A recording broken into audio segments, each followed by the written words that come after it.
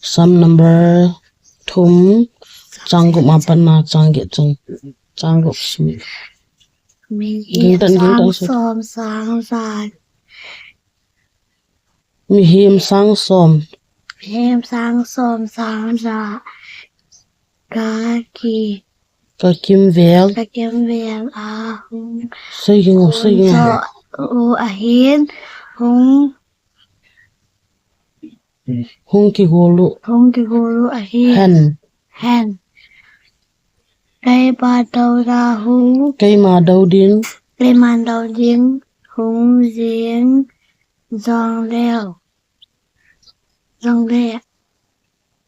Dòng u lẹ. Dòng u lẹ. Kigin ta po. Kaging tapoy. Kagin tapoy. Pakai hung. O pakai. O pakai. Hung tàu viên. Hung thâu viên. Hung thâu viên. O kapathin. Saying đi rồi. Nay hung đua. Nay hụ độ. Nay hụ độ loài yên. Di chu nang yên. Ka mi lam. Kamel ma. Hizat pi hi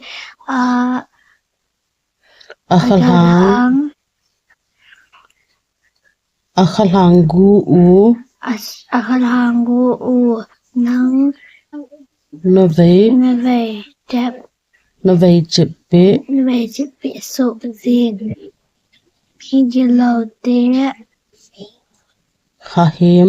him te ta so chu dag ban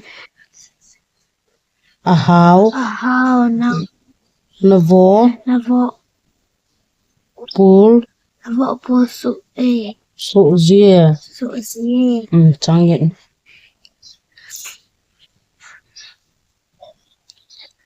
mi hu do na hi pakaya ahi nami te japa chuga ta phat na phat thai vo hung ve hen chung chang ko ma phat hung sim phat ta gang ta tang sim ko ta la ton be sa som sang sa ka kevel a hung Kitol u head cây ba đầu ra hung cây mà đầu điên hung zin dòng u lẹ và giếng tapo o pakai hung thâu viên vô kapathin na nay hụ độ lôi yên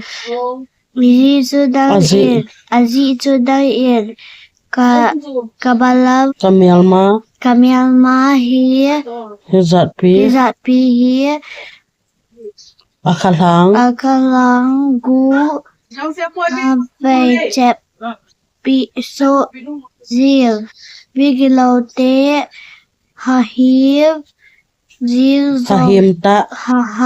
ta zong chu dang ban da a hao tam na vo